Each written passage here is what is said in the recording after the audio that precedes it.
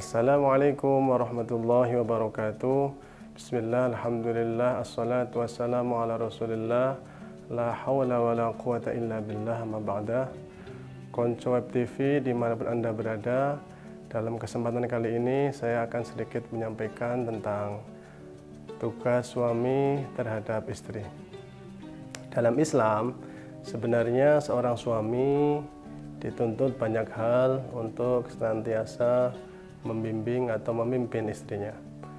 Dalam sebuah kitab yang dikarang oleh Syekh Abdul Qadir Al-Jailani, dalam kitab Al-Adabuddin Al-Majmu' Ar-Rasail, beliau mengatakan bahwa adabur rajul ma'a zaujatihi itu ada 12. Tugas suami terhadap istri itu ada 12. Di antaranya yang pertama adalah seorang suami harus senantiasa memberikan atau berinteraksi dengan baik terhadap istrinya. Dalam hal ini interaksi berarti sebuah tingkah laku, juga bisa berupa tentang keseharian kita bersama dengan istri kita harus senantiasa dilakukan dengan baik dan maksimal. Karena apa? Karena hal ini biasanya seorang istri dengan suami ini merupakan kunci dalam rangka mempererat hubungan yang baik antara seorang suami dengan istri. Dalam bahasa Al-Quran disebutkan wa'ashiruhunna bil ma'ruf, yaitu berinteraksi yang baik atau ma'ruf, dengan bijak atau dengan batas kepatutan.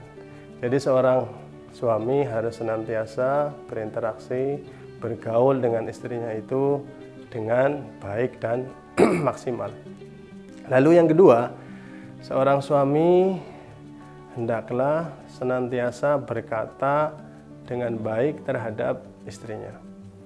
Tentunya fenomena sekarang banyak sekali seorang suami yang kadang berkata yang kurang baik, bahkan berkata yang kasar dan lain sebagainya, di mana hal ini bisa menimbulkan sebuah kontradiktif atau masalah dalam rumah tangga mereka. Karena perkataan yang baik itu adalah mencerminkan sebuah pribadi yang baik pula. Maka suami di sini tugasnya hendaklah senantiasa berkata yang baik, berkata yang indah, berkata yang bagus, di samping kepada istrinya juga mungkin kepada anak-anaknya. Karena anak, apalagi anak kecil yang notabene hanya meniru orang tuanya, biasanya perkataan mereka akan langsung masuk ke dalam otak dan pikiran anak. Nah, seorang istri di sini hendaklah juga senantiasa berkata yang baik pula terhadap suaminya. Tetapi tentunya suami dulu yang memberikan contoh yang baik kepada istrinya. Karena perkataan yang baik akan mencerminkan pribadi yang baik dari seorang suami tersebut. Lalu yang ketiga, tugas seorang suami terhadap istri menurut Imam Al-Ghazali yaitu senantiasa mencintai istrinya. Jadi menurut Imam Al-Ghazali, cinta ini timbul bukan hanya karena kecantikannya saja, karena kekayaannya saja, atau hal-hal yang lain. Tapi cinta di sini adalah merupakan tumbuh dari dalam hati dan pikiran kita, yaitu seorang suami hendaklah mencintai istrinya di manapun tempatnya ya. Walaupun berbeda tempat, berbeda jarak yang jauh, maka harus senantiasa ditanamkan cinta di dalam hati seorang suami kepada istrinya. Tentunya kadang fenomena sekarang ada ya seorang yang suami istri itu sudah menikah tetapi mungkin ditinggal pergi karena untuk mencari nafkah ya, baik di dalam negeri, luar kota maupun bahkan luar negeri ya. Nah, hal ini yang tentunya bisa menumbuhkan sebuah masalah baru, tetapi kalau dilandasi dengan cinta seorang suami kepada istrinya, begitu juga seorang istri kepada suaminya, senantiasa ditanamkan dalam jiwa, dalam hati seorang suami, insya Allah hubungan ini akan langgeng sampai dunia dan akhirat.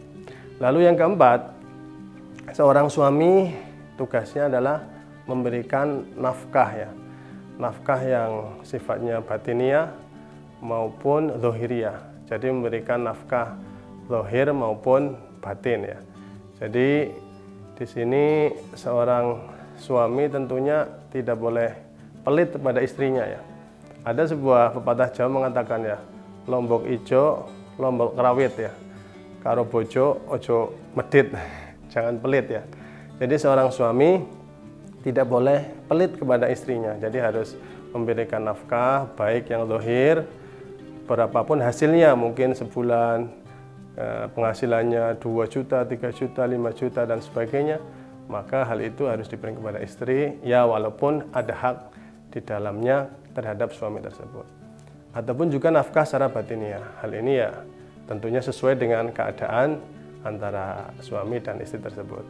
Lalu yang kelima, mohon maaf nanti tidak bisa disampaikan secara totalitas, secara keseluruhan ada 12, tetapi saya menyampaikan hanya 5 saja. Lalu yang terakhir yaitu senantiasa memaafkan kesalahan istri ya. Biasanya seorang istri mungkin karena tabiatnya perempuan biasanya bicaranya banyak ya. Jadi ataupun kadang ada perkataan yang menyakiti dan lain sebagainya. Nah, sebagai seorang suami, maka kita harus bisa memaafkan kesalahan istri dan menghargainya, karena seorang istri juga mendidik anak-anak kita, menyiapkan kebutuhan kita untuk akhirnya senantiasa menjadikan keluarga yang sakinah, mawaddah dan warahmah. Semoga pemirsa Web TV senantiasa diberikan keluarga yang bahagia dunia dan akhirat sampai akhir hayat nanti. Assalamualaikum warahmatullahi wabarakatuh.